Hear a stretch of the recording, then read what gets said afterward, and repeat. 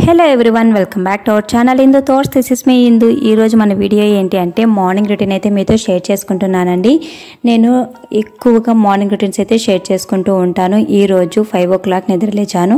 5 o'clock నిద్రలేచి ఇంట్లో చీకటిగా ఉంటుంది కదా, ఇక లైట్ అయితే ఆన్ చేసుకుంటాను. లైట్స్ ఆన్ చేసేసుకున్న తర్వాత బయట అయితే వాకిలి కడుక్కొని ముగ్గు అయితే పెట్టేసుకున్నానండి. అలాంటివి ఏం షూట్ చేయలేదు, జస్ట్ ముగ్గు పెట్టేసుకున్న తర్వాత ఒక క్లిప్ అయితే షేర్ చేస్తున్నాను. ఈ విధంగా జస్ట్ ఒక క్లిప్ తీసుకున్నానండి. ఎందుకు అంటే బయట 5 o'clock అలా అయితే బయట ఒక 2-3 అలా వాకింగ్ చేసుకుంటూ ఉంటారు. మనం ఆ టైంలో ఎక్కడ వీడియో షూట్ చేసి చూపిస్తూ ఉంటాంలే అనేసి నేనైతే వీడియో అయితే షూట్ చేసుకోలేదు. జస్ట్ ముగ్గు వేసేసిన తర్వాత అయితే షూట్ చేసుకున్నాను. ఇదేంటంటే నైట్ టైం అండి. నైట్ అంటే బిఫోర్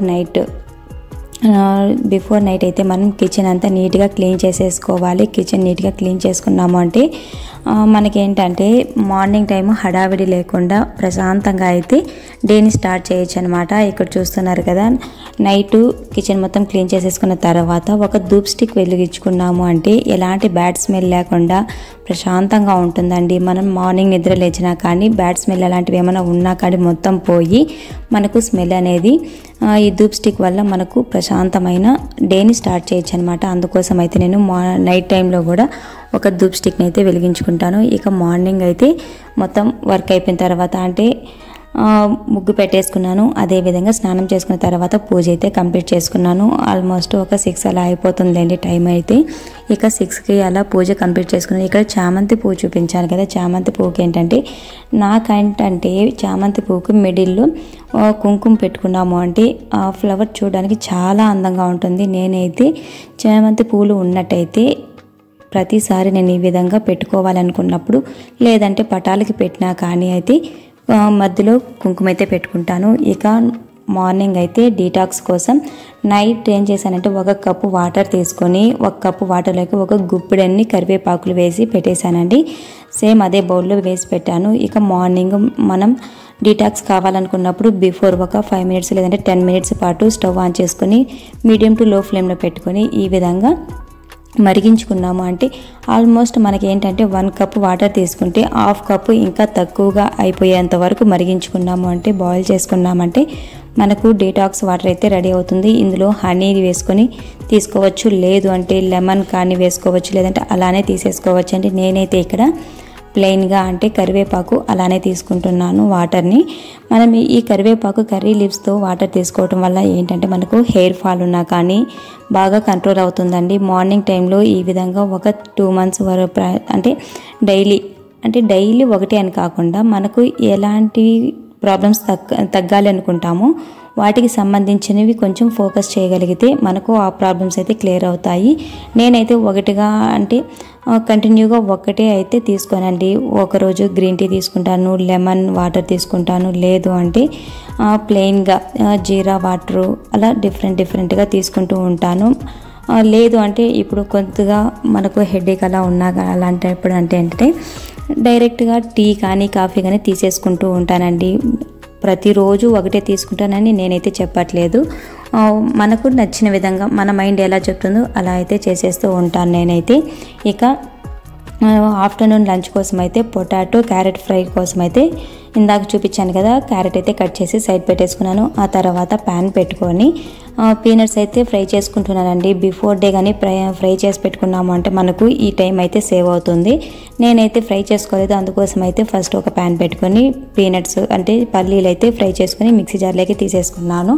ఇక తర్వాత సేమ్ అదే ప్యాన్లోకి కొద్దిగా ఆయిల్ వేసుకొని జీలకర్ర యాడ్ చేసుకున్నాను, జీరా యాడ్ చేసుకొని లైట్గా ఫ్రై అయిపోయిన తర్వాత ఆనియన్స్ కూడా వేసుకొని ఫ్రై చేసుకోవాలి. ఆనియన్స్ జస్ట్ కొద్దిగా ఫ్రై అయితే సరిపోతుందండి. మనకు ఫ్రై కోసం ఏంటంటే ఎక్కువగా ఫ్రై అవ్వాల్సిన బ్రౌన్ కలర్లో రావాల్సిన అవసరం లేదు, ట్రాన్స్పరెంట్గా కూడా రావాల్సిన అవసరం లేదు. జస్ట్ ఒక 1 minute లేదంటే 2 minutes పాటు ఫ్రై చేసుకుంటే సరిపోతుంది. ఆ తర్వాత మనం కట్ చేసి పెట్టుకున్నాం కదా పొటాటో క్యారెట్ వేసుకొని కొద్దిగా సాల్ట్ పసుపు వేసుకొని ఫ్రై చేసుకుంటున్నాను.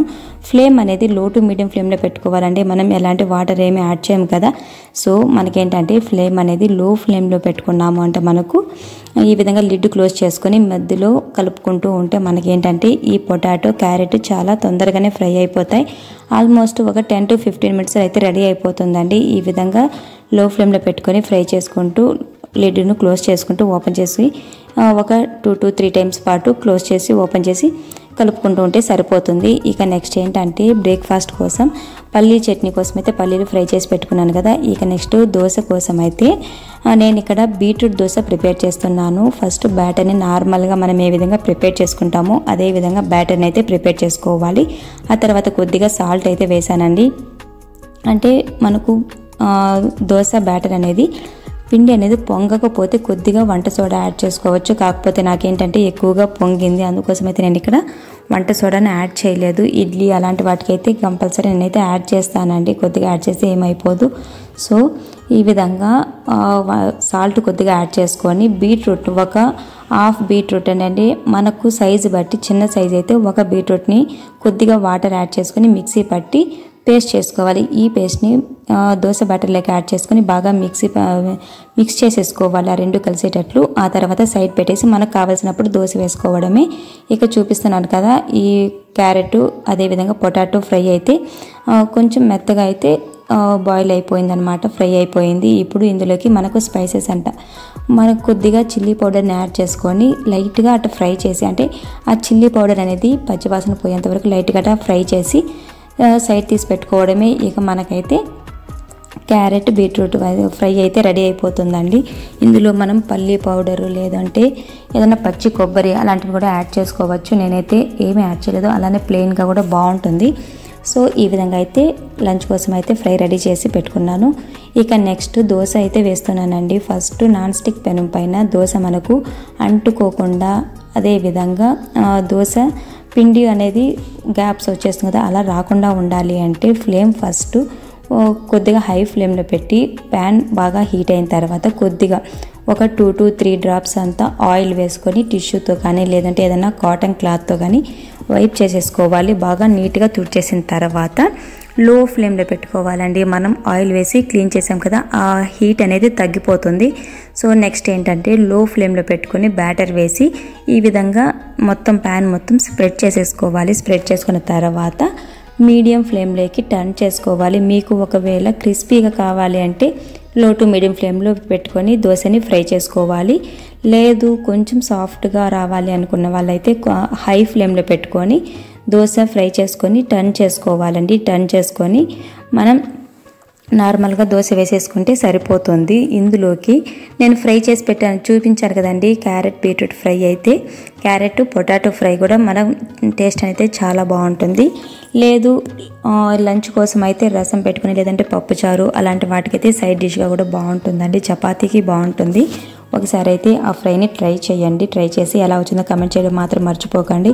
ఇక ఒక 2-3 దోసెస్ అయితే కంటిన్యూగా వేసేస్తాను. ఇక ఆ తర్వాత మళ్ళీ కొద్దిగా ఆయిల్ వేసి గ్రీస్ చేసుకొని ఒక టిష్యూతో కానీ కాటన్ క్లాత్తో కానీ వైప్ చేసేసిన తర్వాత లో ఫ్లేమ్లో పెట్టి ప్రతి దోశ మనం దోశ వేసేటప్పుడు లో ఫ్లేమ్లో పెట్టుకొని దోశ వేసుకోవాలి. ఆ తర్వాత మీడియం లేదంటే హై ఫ్లేమ్లో పెట్టుకొని దోశ వేయించుకోవాలండి. ఇంతేనండి నా మార్నింగ్ రొటీన్ అయితే ఇంతటితో క్లోజ్ చేస్తున్నాను.